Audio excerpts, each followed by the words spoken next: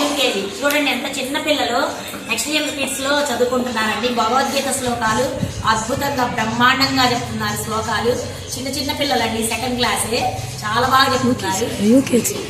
UKG అంట, second class కూడా కాదు, చాలా చిన్న పిల్లలు. అసలు యూకేజీ పిల్లలు ఎంత ముద్దుగున్నారో, చిన్న పిల్లలు చాలా బాగా నేర్చుకుంటున్నారండి.